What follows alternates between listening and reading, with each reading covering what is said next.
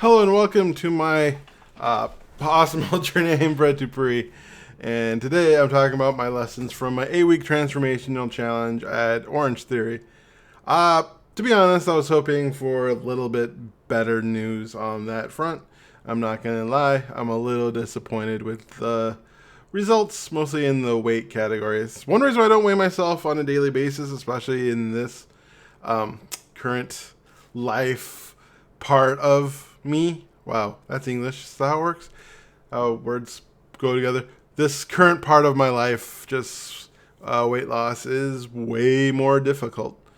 Um, and yeah, so did it in the 8 weeks. It said that I gained 0.9 pounds of fat, but also gained 2.2 pounds of muscle, which in my opinion means I'm relatively the same in the last 8 weeks, which is not what I wanted, of course, but it's also been consistent with this process of staying the same for a few months and then losing 10 to 15 pounds, then staying the same for a few months to a year. I really wanted this entire process. I'm on my almost next month on my 2-year anniversary of at Orange Theory, and I started at like 470 something, and I'm now only down to 420 something. So it's like 50 pounds, like 25 pounds a year, which is, my goal is 50 pounds a year. So I'm doing half that, and that's still slow, but it's still slow and steady. I didn't gain a lot, which is the important part. My muscle mass is retaining the same. I know my body composition is changing, like up here, as I've said, totally feels lighter, and those things aren't 100% accurate. So, plus I do feel bloated and I do feel bloated and gross today. Lack of sleep also, I think, is a part of that. But overall, that was sort of disappointing, but fine. This entire process last 2 years has been, almost every weigh-in has been mostly kind of disappointing. I only had like one happy weigh-in, and that was when I was at Metformin for 2 months and lost 18 pounds. Then the positive part of the 2-week challenge is 8 weeks. Is at the beginning of the 8 weeks we did a mile, and for power walkers like me, a half mile. And I did the mile 8 weeks ago at 10 minutes and 52 seconds. The half mile, which, was good for me because the one before was like 14 minutes and 40 something seconds. So it was a really good jump in that 6 months. But in the 2 months of the transformation challenge, I got it down to 9:30. And so, yeah, my goal 8 weeks ago was just to do it in 10 minutes, to do 3 miles per hour the entire time. And that just seemed like a really good goal. But instead, I did 3.1 miles per hour for 6 minutes. In the last 4, I did it at 3.2 miles per hour. So that's showing improvement there, which is the important part. Getting healthier and being able to work harder is also important. It's not all about weight. It's also about like my ability to walk and all that fun stuff.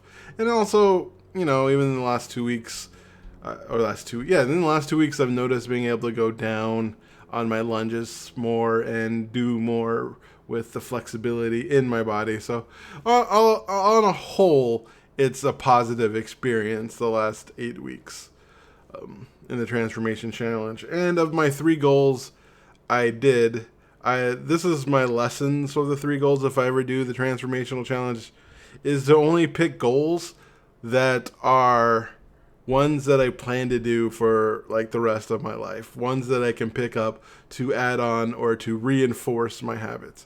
For instance, my goal one was intuitive eating and work on that, which I think I did a pretty good job of. My other goal that I did really well and I plan on continuing is to eat 1 serving of vegetable a day, at least one. I do great on the days I work out because I have a fruit smoothie, which I put spinach in and has a lot of fruit in it. And it's really easy for me to eat a banana because I buy bananas. I love bananas. But at the same time, on days I don't work out, it's very easy for me to not have any vegetables at all. I'll eat breakfast I'll eat eggs and toast and cheese and Then for lunch, I'll eat a lunch thing, and then dinner, I'll eat a dinner thing. Where I maybe if I get a sandwich from Panera, I'll have some lettuce. But generally speaking, I could go or an entire weekend without eating any vegetables, really. But I put a big emphasis on at least buying those steamer things where you just pop them in the microwave and they steam for 5 minutes, and cutting those in half sometimes. And meal prepping to make sure that my meal prep has a serving of vegetables. So almost all my dinners have vegetables, even if I did the smoothie thing, because to make it easy. That one I did great, and I'm planning on continuing vegetables. The one I did bad on was to not go out, take myself out to dinner. That one I didn't do as good. And I noticed that that is an antithesis of my intuitive eating. And of course, that probably caused me to go out a little bit more than I normally would, because part of me think like I can do it, March 18th. And then well, I want to do it now, but you can't. And that would make me end up doing it. But I decided my goal now is to create pockets, like Monday, Tuesday, Wednesday, Thursday during the day, that to not take myself out to dinner and or lunch, or not order in, and make sure I cook something at home. And then on the weekend, I open it up to being able to take myself out to dinner and do something like that to reduce the amount. Plus, it saves money as well. But sometimes to open up doors, like Pie Day, I got, so I went to a pie place. One pie buy one for 3.14, and then I was able to buy 6 pies, and now I'm having pie for dinner all through this week. So yeah, so if I go somewhere, if it's like Wednesday and it's like buy one get one sandwich free at Potbelly, I'm gonna get some sandwiches, and maybe now I'm thinking of cutting them in half. That was the thought I had.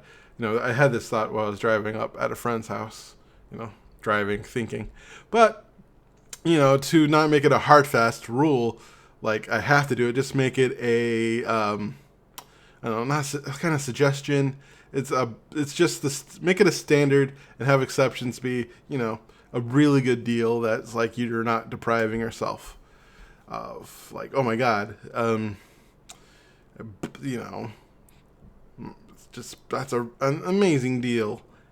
Or this place only has this every Thursday, and it's something I really want to try, right? So not to say I can't have it because it's on Thursday, but just to be fine. But overall, I was looking at my budget this morning, and I've been rocking it this year on my budget. The first 3 months so far have been great. I've been on budget for 3 months straight, almost, especially if I keep it this month. And I felt like I spent too much. So I'm actually doing really well. So anyway, on a whole, the transformation challenge has been a benefit on learning about myself and thinking about how to challenge myself in the future if I want to do a challenge of this nature, and how I want to go about it and how I want to treat it. And to really just put an emphasis on reinforcing my habits and maybe adding one that I've been wanting to add but just haven't yet, type thing. Yeah, just doing something that I want to do, not something that I'm challenging myself to do. And that's what I've learned. And yeah, so transformation challenge or theory on a whole is a success. Yes, part of me is kind of sick of looking at my weight and having to make myself feel better, but that's the thing. And I'm sick of it, but heck, I've been working out at Orange Theory for almost 2 years. This September, it'll be 3 years of intuitive eating. So this is as long as I've stuck with any habit forming things when it comes to my health in my life. So I'm going to look at that as a win overall. So overall I win. So I love you for who you are. I don't know why I just hit my head like that. Have a fabulous day, and you are worthy. And thank you for watching.